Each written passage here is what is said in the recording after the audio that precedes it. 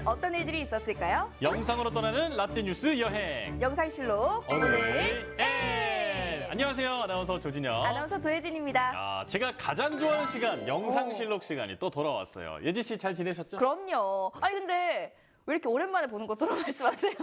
어제도 봤잖아요. 그쵸, 또. 어제 같이 뉴스 했잖아요. 또 그저께 회식도 했고. 그럼요.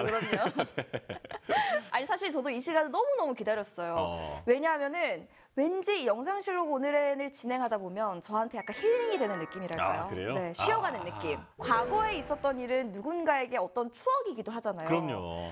저도 어렴풋이 기억나는 이야기를 전하다 보면 옛 추억에 좀 빠지는 느낌? 그런 느낌이 좀 들더라고요. 저도 이제 제가 어렸을 때나 뭐 이럴 때 일을 만나면 뭔가 그때로 돌아간 것 같고. 오, 맞아요. 기분이 좀 묘하거든요. 그럼 과거 속 오늘은 어떤 일들이 있었는지 함께 보시죠.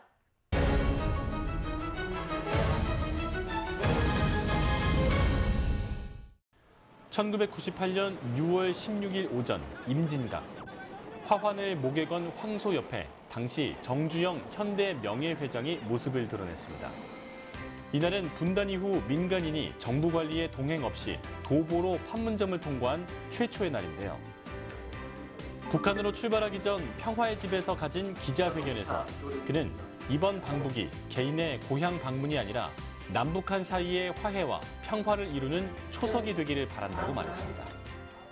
저희 이번 방문이 다시 한 개인의 고향 방문을 넘어 남북 간의 화해와 평화를 이루는 초석이 되기를 진심으로 바랍니다. 와, 이게 소대 방북이라는 단어 자체만으로도 굉장한 이슈가 됐었겠어요. 맞아요. 저도 어렸을 때라서 좀 기억이 나거든요. 네, 신문에서 정말 대문짝만하게 이 소식을 전했던 것들이 기억나는데 그때 그 어떤 뭐 돈이라든지 뭐 경제 지원이라든지 이런 거라기보다 그 소떼를 몰고 간다라는 게 정말 큰 이슈가 됐었어요. 네, 저도 기사 사진으로는 봤던 기억이 있네요. 근데 이때 그 방북의 목적이 따로 있었겠죠? 금강산 관광, 개성공단 사업을 비롯해서 남북 교류에 물꼬를 트는 상징적 목적이 있었습니다. 그리고 당시 정주영 회장 개인적으로는 북한 지역 강원도 통천이 고향이었기 때문에 대북 사업에 대한 애착이 무척 컸다고 해요. 금강산 관광사업은 고 정주영 현대그룹 명예회장이 70 넘은 나이에도 열정적으로 추진했던 역점 사업이었는데요. 1989년 국내 기업인 가운데 처음으로 북한을 공식 방문해 금강산 관광개발 의정서를 체결한 것이 시작이었습니다. 그는 1998년 6월 첫 소떼 방북 이후 10월에도 500마리를 끌고 방북했고 결과적으로 금강산 관광사업에 물꼬를 튼 결정적 역할을 했습니다. 아우, 참 이렇게 기뻐할 때가 있었는데 말이죠. 지금은 또 중단돼서 참 마음이 안타깝네요. 네. 그럼 이번엔 1968년으로 가보겠습니다. 시와 함께 살고 투쟁하며 시와 함께 고난과 역경을 헤쳐나갔던 시인 김수영. 1968년 6월 16일 그가 교통사고로 우리 곁을 떠났습니다. 갑자기 사고로 돌아가셨군요. 예. 시만으로는 그 생계가 어려워서 번역일도 같이 하셨는데요. 번역료를 가불하고 동료들과 술자리를 가진 뒤에 집에 가던 길에 버스에서 그 봉변을 당하셨다고 합니다. 아이고 저런. 그는 작품 초기에는 모더니스트로서 현대 문명과 도시 생활을 비판했는데요. 하지만 그의 시 세계는 4.19 혁명 이후 전환점을 맞았습니다. 4.19 혁명 시기부터 현실 비판 의식과 저항 정신을 바탕으로 한 참여시를 발표했는데요. 시집 달나라의 장난, 거대한 뿌리와 같은 작품을 냈고 참여시인 풀은 사망 3주 전 유언처럼 남긴 마지막 시로 그의 시 중 가장 많은 사람들에게 알려졌습니다. 풀, 김수영. 풀이 눕는다. 비를 몰아오는 동풍에 나부껴 풀은 눕고 드디어 울었다. 날이 흐려서 더 울다가 다시 누웠다. 참 시간이 지날수록 이분의 작품이 다시 회자되는 걸 보면 오히려 돌아가신 뒤에 그 김수영 시인의 작품 세계가 더 인정을 받는 것 같습니다. 네, 맞아요. 그럼 이번엔 1972년으로 가보겠습니다. 몸도 튼튼, 마음도 튼튼, 나라도 튼튼. 자라나는 소년들의 지덕체를 연마하기 위한 전국 소년체전 제1회 대회가 1972년 6월 16일 개막했습니다.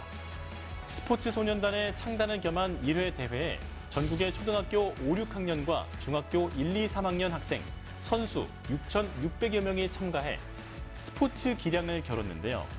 나흘 동안 열띤 경쟁을 편 끝에 충청남도 팀이 종합 우승을 차지하고 2위는 전라북도, 3위는 경기도가 거머쥐었습니다. 사실 맨 처음의 명칭은 전국 스포츠 소년 대회였어요. 대회 출범 3년 후에 명칭이 전국 소년 체육대회로 바뀐 거죠. 종목은 어떤 게 있었어요? 제1회 대회는 서울에서 개최가 됐는데 당시에는 육상, 수영, 축구를 포함해서 19개 종목에서 경기를 펼쳤어요. 와, 종목이 되게 많았네요. 그렇죠. 그리고 2회부터는 사격, 3회부터는 사이클, 양궁도 추가가 되면서 점차 종목이 늘었고 현재는 36개 종목에서 기량을 겨루고 있습니다. 대한체육회가 주관하는 소년체전은 이후 해마다 봄에 거행됐는데요. 점차 규모가 커져 1983년 제12회 대회에서는 참가 인원 10,000명 시대를 열었습니다. 우와, 10,000명이요? 와, 그럼 엄청난 규모네요? 그렇죠. 전국 체육대회, 전국체전에 버금가는 규모였습니다. 와. 그렇게 새를 키워가던 소년체전은 과도기를 겪으며 중단되기도 했는데요. 지나친 경쟁으로 인한 수업 결손이 문제가 됐기 때문입니다. 뭐든지 과하면 안 돼요. 네. 지금은 잘 유지되고 있죠? 그렇죠. 네. 올해도 성황리에 개최됐는데요. 스포츠 유망주들이 마음껏 꿈을 펼칠 수 있도록 더 많은 관심이 필요할 때인 것 같습니다. 그리고 6월 16일에 또 다른 일을 살펴보면요. 1977년에는 로켓 연구가 베르너 폰 브라운 박사의 사망 소식이 있었습니다. 베르너 폰 브라운은 제2차 세계대전 당시 장거리 탄도미사일 V2를 발명한 독일 출신의 로켓 연구가인데요. 그러면은 나치 시절에 그 독일이 미사일 연구를 할 때 도왔던 건가요? 그렇죠. 그런데 그 나치 독일의 몰락과 함께 미국으로 건너가서 1950년대부터는 미국 육군 경기공장 유도탄 연구기술부 부장으로서 장거리 로켓을 연구했습니다. 1960년 이후에는 나사, 그러니까 미국 항공우주국에 소속돼서 아폴로 계획을 위시한 우주 개발 계획에서 중요한 역할을 담당했죠. 정말 천재로 불리는 분이에요. 그러네요. 그리고 2020년에는 북한이 남북 공동 연락사무소를 우리 측의 동의 없이 폭파한 일도 있었습니다. 네, 저도 생생하게 기억이 나네요. 그렇죠. 이거는. 네. 우리 정부에서 건설 비용을 전부 지급해서 세운 곳인데 일방적으로 폭파하겠다고 그 통보를 한 지 4일 만에 실제로 시행을 했잖아요. 그렇죠. 네. 그때 제가 회사에 있었는데 빵 하는 걸 보면서 네. 정말 참. 깜짝 놀랐습니다. 네.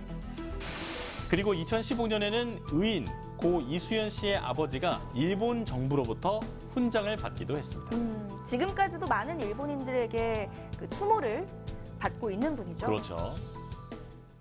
자, 오늘도 이렇게 열심히 과거 속으로 달려봤는데요. 유익한 시간 되셨나요? 영상실록으로 만나본 오늘의 과거. 그럼 다음 시간 더 알찬 이야기로 만나요.